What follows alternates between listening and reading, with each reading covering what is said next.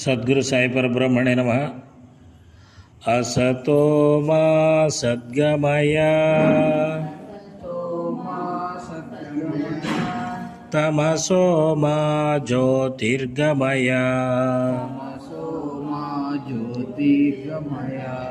మృత్యోర్మా మృతంగమయ.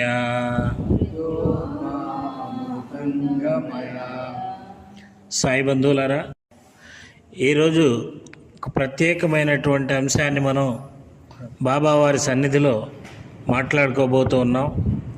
అది ఏమిటి అంటే ఈశావాస్యోపనిషత్తు అనేటువంటి దాని గురించి మనం మాట్లాడుకోబోతూ ఉన్నాం. ఈశావాస్యోపనిషత్తు అంటే ఏంటి, అసలు దీని యొక్క ప్రాముఖ్యత ఏంటి, ఎందుకు మీరు దీని గురించి మాట్లాడుతున్నారు సార్ అనేటువంటి ఆలోచన రావచ్చు. ఈశావాస్యోపనిషత్తు అనేటువంటిది మనకి సాయి సచరిత్రలో ప్రస్తావించబడినటువంటి ఒక ఉపనిషత్తు. అసలు ఉపనిషత్తు ఏంటండి అని అంటే, ఉప అంటే దగ్గరగా కూర్చొని, నీ అంటే సంశయాలను తొలగించుటకు, షత్ అంటే చేసేటువంటి ప్రయత్నము. అంటే పూర్తిగా అర్థం తీసుకున్నట్లయితే ఉపనిషత్తు అంటే గురువుగారికి దగ్గరగా కూర్చొని తన మనసులోని సంశయాలన్నింటినీ తొలగించుకోవటానికి చేసేటువంటి ప్రయత్నమే ఉపనిషత్తు అనేటువంటిది అర్థం చెప్పబడుతూ ఉంది. మరి వీటిలో ఈశావాస్యోపనిషత్తు అంటే ఏమిటి అని అంటే, ఇది మనకి చాలా ఉపనిషత్తులు ఉన్నాయి. ఈ ఉపనిషత్తులు, వేదాలు, ఇవి రెండు రకాలుగా మనం చెప్తాం. ప్రాచీన భారతీయ సాహిత్యంలో మనం మొత్తాన్ని చూసుకుంటే వేదాలు, ఉపనిషత్తులు, పురాణాలు అని మూడు రకాలు ఉన్నాయి. వేదాలు అంటే అవన్నీ కూడా యజ్ఞయాగాలకు సంబంధించి ప్రధానంగా ఆచరించబడేటువంటి కర్మకాండాలకు సంబంధించినవి. ఇక ఉపనిషత్తులు అంటే జ్ఞానానికి సంబంధించినటువంటివి. ఇవి ఏ విధమైన కర్మకాండాలను చెయ్యమని చెప్పవు, జ్ఞాన సాధన మాత్రమే చెయ్యమని చెప్తాయి. ఆ పరమాత్ముడిని ధ్యానించడం ద్వారా, ఆయన గురించి తెలుసుకోవడం ద్వారా మాత్రమే మనం ఆయనలోకి ప్రవేశించగలుగుతామని చెబుతాయి ఉపనిషత్తులు. అదేవిధంగా గురుతత్వాన్ని, గురువు అంటే పరమాత్ముడే అనే భావాన్ని కూడా ఉపనిషత్తులు తెలియజేస్తాయి.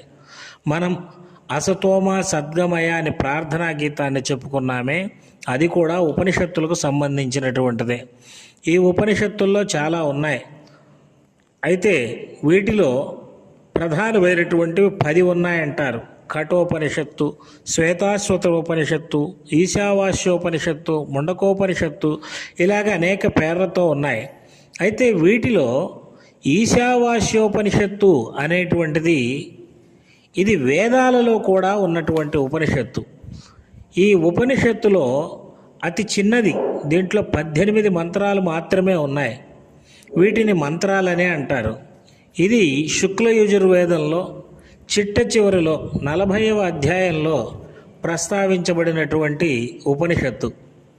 మరి దీంట్లో చెప్పబడేది ఏమిటి అంటే జ్ఞానం అనేటువంటి విషయాన్ని మనం ముందుగా చెప్పుకున్నాం. మరి మూడవది పురాణాలు. పురాణాలంటే విష్ణువు, శివుడు, అమ్మవారు, ఇలాగా బ్రహ్మ, కుమారస్వామి, ఇలా అనేక దేవతలకు సంబంధించినటువంటి అనేక పురాణాలు ఉన్నాయి. 18 పురాణాలు ముఖ్యమైనవి అని చెబుతారు. అంటే 18 పురాణాలు ముఖ్యమైనవి అని చెబుతారు. మరి ఈ ఉపనిషత్తుల వద్దకు వచ్చేటప్పటికీ ఈ ఉపనిషత్తులు సత్యాన్ని మాత్రమే గ్రహించండి అంటాయి. ఇక మిగతా వేటిని కూడా ఇవి లక్ష్య పెట్టవు. ఒకవేళ వేద కర్మలు అని అంటే అవి సత్యాన్ని తెలియజేయకపోతే వాటిని కూడా పక్కకు పడేసేయండి, వాటితో మనకు పని లేదంటాయి. మరి పురాణాలు, వ్రతాలు అంటే అవి కూడా మనకు అవసరం లేదు, అవి సత్యాన్ని తెలియజేస్తే మాత్రమే మీరు వాటిని ఆచరించండి, లేదంటే వాటిని కూడా పక్కకు పడేయండి. ఉపనిషత్తు ఎప్పుడూ కూడా సత్యం మీద మాత్రమే ఆధారపడి ఉంటుంది. ఇక్కడ శిష్యులు వచ్చి స్వేచ్ఛగా గురువుని ప్రశ్నలు అడుగుతారు. ఇది ఎలా గురువుగారు, నిజంగా భగవంతుడు ఉన్నాడా, అసలు ఉంటే ఎలా తెలుసుకోగలం, ఇటువంటివన్నీ కూడా ఈ ఉపనిషత్తుల్లో ప్రశ్నల రూపంలో ఉంటాయి. మరి ఈ యొక్క ఉపనిషత్తు వేదాలతో కలిసి ఉంది కాబట్టి దీనికి వేదాలకున్న ప్రామాణ్యత, అలాగే జ్ఞానానికి సంబంధించినటువంటిది కాబట్టి జ్ఞానానికి ఉన్నటువంటి ప్రాధాన్యత అంతా కూడా ఈ ఉపనిషత్తుకి ఉంది. మరి మన సాయి సచ్చరిత్రకి ఈ ఉపనిషత్తుకి ఈశావాస్యోపనిషత్తుకి సంబంధం ఏంటి అంటే దాసగణు మహారాజు గారు ఈ యొక్క ఈశావాస్యోపనిషత్తుని సంస్కృతంలో నుంచి ఆయన మరాఠీ భాషలోకి అనువదించుకోవాలనే ఉద్దేశంతో ప్రయత్నం ప్రారంభిస్తాడు. చూడండి, చిన్నవి 18 మంత్రాలేనని చెప్పాను. మరి 18 మంత్రాలేనైతే ఇది చాలా సులభంగా రోజుకొక మంత్రాన్ని అనువదించిన 18 రోజులు లేదా నెల రోజుల్లో అనువదించవచ్చు. కానీ దాసగణు మహారాజుకు అది సాధ్యపడలేదు. ఎందుకంటే దీంట్లో వివరించినటువంటివి కొంచెం అర్థం చేసుకోవడం కష్టంగా ఉన్నాయన్నమాట. వీటి కోసం చాలామంది పండితుల దగ్గరికి వెళ్ళి అడిగాడు. వాళ్ళు ఏవేవో సమాధానాలు చెప్పారు, కానీ అవేవి ఈయనకు తృప్తినివ్వలేదు. ఎందుకంటే అన్నం ఎలా వండాలి అనేటువంటిది ఎవరు చెప్తారు? మన ఇంట్లో ఆడవాళ్ళు చెప్తారు, మన తల్లి చెప్తుంది, మన భార్య చెప్తుంది, మన బిడ్డ చెప్తుంది. ఎందుకంటే వాళ్ళకి దాని విషయం గురించి బాగా తెలుసు. మరి మనం వెళ్ళి డైరెక్ట్గా ఒక సెంట్రల్ యూనివర్సిటీ ప్రొఫెసర్ గారిని అడిగామనుకోండి, అన్నం ఎలా వండాలండి అని చెప్పి, ఆయన ఏం చెప్తాడు? కూర ఎలా వండాలండి అంటే ఏం చెప్తాడు? ఆయన ఏమీ చెప్పలేడు. కాబట్టి ఇది ఎవరు చెప్పాలి అంటే దానిలో తదాత్మ్యం ఎవరైతే చెందుతూ ఉంటారో, దాన్ని ఎవరైతే అనుభవిస్తూ ఉంటారో, అంటే నిజమైన సద్గురువులు ఎవరైతే ఉంటారో ఆ సద్గురువులు మాత్రమే ఈ ఉపనిషత్తులకు సంబంధించినటువంటి సమస్యలను వివరించి చెప్పగలరు, వాటి యొక్క సందేహాలను తీర్చగలరు. మరి అటువంటి గురువు ఎవరు? సమర్థ సద్గురువు శ్రీ సాయినాథుల వారు. మరి సాయినాథుడి దగ్గరికి వెళదాము అని దాసగణు మహారాజు గారు అనుకున్నారు. ఎందుకంటే ఆయనకి ఈ సమస్యలు బయట పడలేకపోయాడనమాట. వీటి యొక్క అర్థాలు ఎలా గ్రహించాలి, ఎలా రాయాలి అనేటువంటిది. అప్పుడు ఆయన బాబా గారి దగ్గరికి వెళ్ళారు. ఇందాక మనం చెప్పుకున్నాం చూసారా, ఉపనిషత్తు అంటే గురువు సమక్షంలో కూర్చొని వారి యొక్క సందేహాలను తీర్చుకునేటువంటి ప్రక్రియే ఉపనిషత్తు అని చెప్పి. ఇప్పుడు సరైన మార్గంలోకి దాసగణు మహారాజు గారు వచ్చారు. ఎందుకంటే పండితుల దగ్గరకు వెళ్ళాడు, కానీ గురువు దగ్గరకు వెళ్ళలేదు. ఇప్పుడు గురువు దగ్గరకు వచ్చాడు. గురువు దగ్గరకు వచ్చి వినమ్రతతోటి ఆయనకి నమస్కరించి అడిగాడు, బాబా, నాకు ఇందులో ఉన్నటువంటి సందేహాలు ఎలా తీరుతాయి అని చెప్పి. దీంట్లో చాలా విచిత్రంగా ఉంటాయండి. ఇది చాలా సులభంగానే అనిపిస్తుంది, కానీ 18 మంత్రాల్లోనే చాలా ఆధ్యాత్మిక విషయాల్ని చెప్పేయడం జరిగింది. మరి మొదటి 2 మంత్రాలనే తీసుకున్నట్టయితే ఆ మొదటి 2 మంత్రాలే అర్థం కాకుండా ఉన్నాయన్నమాట ఈయనకి. ఎందుకు అనంటే ఆ పరమాత్ముడు ఈ విశ్వమంతటా నిండి ఉన్నాడు, ఆయన వ్యాపించి ఉన్నాడు అని చెబుతుంది మొదటి మంత్రంలో. వెంటనే నీవు ఎవరి ధనాన్ని గ్రహించవద్దు, నిన్ను నీవు పోషించుకో అని చెబుతుంది. ఇదేంటి? ఇది కొంచెం దానికి డీవియేషన్ అయినట్లుగా ఉంది. అంటే మొదటి దానికి దీనికి లింక్ లేనట్లు. అలాగే 2వ శ్లోకంలో ఏం చెప్పబడుతూ ఉందంటే, నువ్వు ఆ విధంగా కర్మలను చేస్తూ ఉంటే ఆ కర్మ ఫలితం నీకు అంటుకోదు అని చెప్తా ఉంది. నీకు ఇంతకంటే మార్గం లేదు అని చెప్పి. ఈరోజు మనం చాలా సులభంగా దీనిని అర్థం చేసుకోవడానికి ప్రయత్నించవచ్చు బాబా గారి సచ్చరిత్ర ద్వారా. కానీ ఆ రోజు ఎన్ని పుస్తకాలు అందుబాటులో లేవు, ఇంత విజ్ఞానం అందుబాటులో లేదు. మరి ఇవి పొంతన లేనివిగా కనబడుతూ ఉన్నాయి. మరి ఏ కర్మలు చేయాలి, ఏ కర్మలు చేస్తే మనకి కర్మ ఫలితం అంటకుండా ఉంటుంది, మనల్ని మనం దేని ద్వారా పోషించుకోవాలి, ఇటువంటివన్నీ అర్థం కాలేదు దాసగణు మహారాజు గారికి. మరి ఆయన బాబా గారి దగ్గరికి వెళ్ళి అడిగాడు. ఇంకొకటి ఏంటంటే దీనిలో మరికొన్ని మంత్రాలు ఉన్నాయి. అవేంటంటే, విద్యను అవిద్యను ఉపాసించేవారు ఎవరైనా సరే గాఢాంధకారంలోకి పడిపోతారు అని ఉంది. ఇదేంటి? విద్యను సరే, అవిద్యను ఉపాసించేవారు గాఢాంధకారంలో పడిపోతారు, బాగానే ఉంది. మరి విద్యను ఉపాసించే వాళ్ళు కూడా గాఢాంధకారంలో పడిపోవడం ఏమిటి? దీనికి అర్థాలు ఎవరు చెప్తారు అని ఎవరి దగ్గరికి వెళ్ళినా వల్ల కాలేదు. చివరికి సద్గురు అయినటువంటి బాబా వారి దగ్గరికి వెళ్తే బాబా గారు సమర్థ సద్గురు ఆయన చెప్పారు, కాకా గారి పనిపిల్లని యొక్క సందేహానికి సమాధానం చెబుతుంది వెళ్ళు అని చెప్పారు. చూడండి, ఇది నిజంగా మనం ఆలోచిస్తే దీన్ని ఈ ఉపనిషత్తులో ప్రధానంగా ఈ యొక్క కర్మ గురించే చెప్పబడింది. ఏ విధంగా కర్మ అంటే ఏంటి? పనులు, మనం చేసేటువంటి పనులు ఎలా చేయాలి అనే విషయమే చెప్పబడింది. ఏంటి అంటే ఒకటే సింపుల్గా మనం గుర్తుపెట్టుకోవాల్సింది, మనం అనేక సార్లు చదివాం కాబట్టి సాయిబాబా కథల పుస్తకంలో కూడా నేను రాశాను. ఏం లేదు, మనం ఏ పని చేస్తున్నా పరమాత్ముడిని స్మరించుకుంటూ పని చేయటమే మనం చేసేటువంటి కర్మలు, ఆ విధంగా చేయాలి అని చెప్తా ఉందన్నమాట ఈ ఉపనిషత్తు. మరి బాబాగారు కూడా అదే చెప్పారు, మీరు ఏ పనిలో మీరు ఉన్నప్పటికీ సాయి సాయి అని స్మరించుకుంటూ ఉండండి అని చెప్పి. ఇదే దీని యొక్క మూలమైనటువంటి భావన. మరి ఆయన కాకాగారి పనిపిల్ల దగ్గరికి వెళ్ళమంటే అందరూ కూడా నవ్వుకున్నారు. కానీ దాసగణు మహారాజు గారు బాబా గారిని సంపూర్ణమైనటువంటి గురువుగా, ఆయన దగ్గర ఈయన శిష్యుడుగా ఆశ్రయించున్నాడు కాబట్టి ఆయన నమ్మాడు. నిజమే, కాకాగారి పనిపిల్ల ద్వారా నాకు సమాధానం లభిస్తుంది. ఎలా లభిస్తుంది అంటే ఇవన్నీ నాకు తెలియదు, బాబా మాట వేదవాక్కు కాబట్టి నేను వెళ్తాను అని చెప్పి అక్కడికి వెళ్ళాడు. వెళితే అక్కడ కాకాగారి పనిపిల్లని చూశాడు.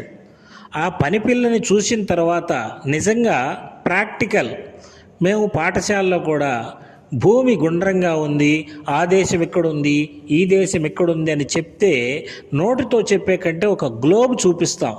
చూపించినప్పుడు పిల్లవాడికి సులభంగా అర్థమవుతుంది.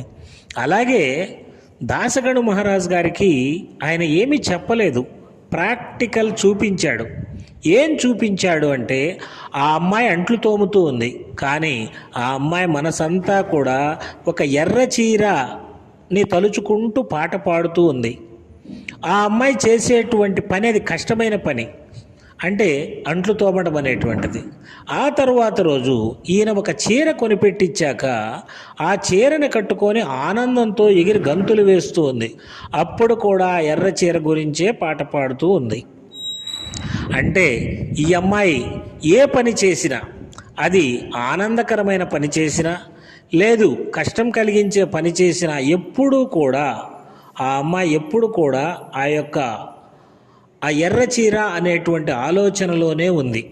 ఇదే విధంగా మనం కూడా ఏ పని చేసినా ఆ యొక్క పరమాత్ముణ్ణి స్మరించుకుంటూ ఆయన్ని మనసులో నిలబెట్టుకుంటూ పని చెయ్యాలి అనేటువంటిది దీని యొక్క భావం. ఇది ఎలా చేస్తారండి, అది నిజంగా సాధ్యమవుతుందా అని అంటే చాలా బాగా సాధ్యమవుతుంది. మన పిల్లలకి ఎవరికైనా పరీక్ష ఉందనుకోండి, పరీక్షలు దగ్గరకు వచ్చాయనుకోండి, వాళ్ళు 24 గంటలు ఆ పుస్తకాలనే పట్టుకొని కుస్తీ పడుతూ ఉంటారు. అన్నం పెడితే తింటారు. అదేవిధంగా బజార్లో ఏదైనా పని చెప్తే గబుక్కును వెళ్ళి చేసి ఇచ్చి మళ్ళీ ఆ పనిలోకి వెళ్ళిపోతారు.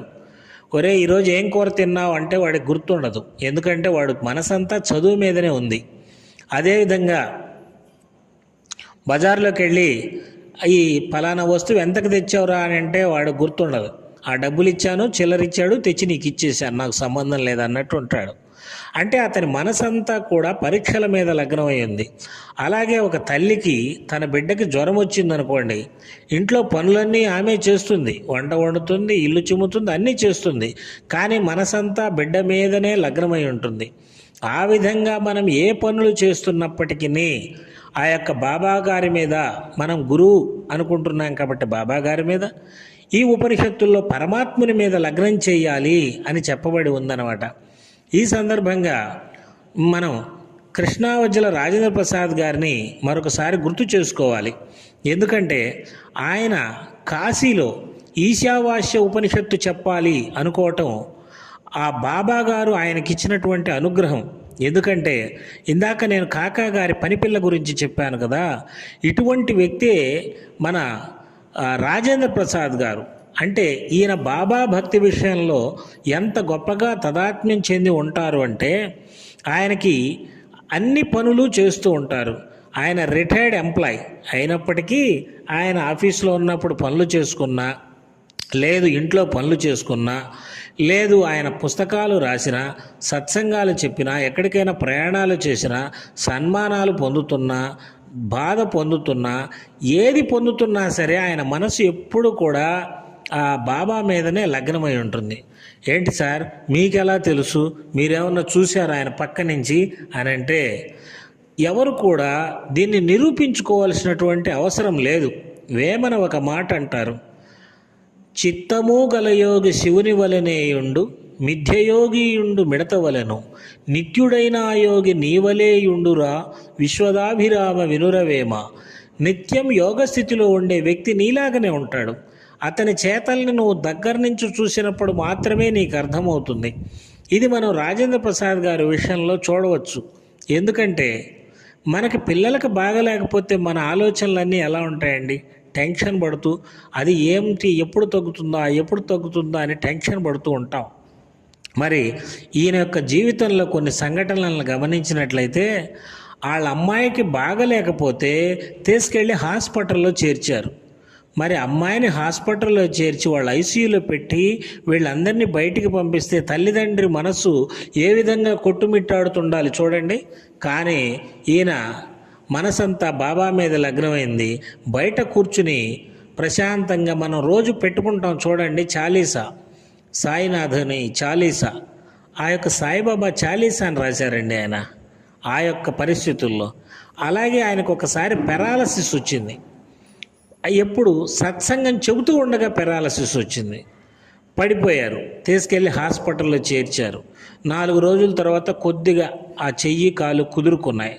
వెంటనే లేచి ఆ డాక్టర్ గారితో, నేను ఎప్పుడు సత్సంగానికి వెళ్ళొచ్చండి, నాకు ఎప్పుడు పర్మిషన్ ఇస్తారు అంటే, ఆయనకి కష్టం వచ్చిందా ఈ శరీరానికి మనసుకి కానీ సుఖం వచ్చిందా అనే విషయాలు తెలియట్లే. ఆయనకి అనేక సన్మానాలు కూడా చేశారు, ఆయనకు అనేక మంది డబ్బులు కూడా ఇచ్చారు, అవి చేయండి సార్ అని. అప్పుడు అంతే. ఇంకా విచిత్రం ఏంటంటే, శ్రావణ మాసంలో ఆయనకు ఒక ఆలోచన వచ్చిందట.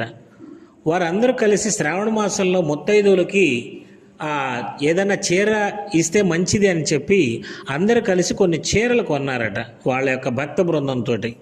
మరి కొనిన తర్వాత ఎవరికి ఇవ్వాలి అనేటువంటి ఆలోచన వచ్చినప్పుడు వారు చేసింది ఏంటో తెలుసా, వాళ్ళ వార్డులో ఆ మున్సిపాలిటీలో పనిచేసేటువంటి వర్కర్లు ఎవరైతే ఉన్నారో వాళ్ళని పిలిచి ఆ శ్రావణ మాసం సందర్భంగా వాళ్ళకి చీరలు ఇచ్చారట. చూడండి ఆయన కర్మని ఎంత గొప్పగా ఆస్వాదిస్తూ ఉన్నాడు. ఆయన పనులన్నీ ఆయన చేస్తూనే ఉన్నాడు, కానీ మనసంతా కూడా ఆ భగవతత్వం మీద లగ్నమైంది. ఇది ఈశావాస్యోపనిషత్తు యొక్క సారాంశం. అందుకనే ఆయన్ని బాబా గారు అక్కడికి పిలిపించుకుంటున్నారు వారణాసికి. అక్కడ ఈశావాస్యోపనిషత్తు గురించి చెప్పించుకుంటున్నారు. మరి ఇది ఒక కష్టమైనటువంటిది కాబట్టి దీని యొక్క వివరణని చాలా సులభంగా బాబా గారు పరిష్కరించారు. మరి ఈ ఈశావాస్యోపనిషత్తు ఇంతేనా సార్, ఇంకేమైనా ఉందా అని అంటే, దీన్ని మరో 4 ముక్కల్లో మనం తెలియజేసుకుందాం.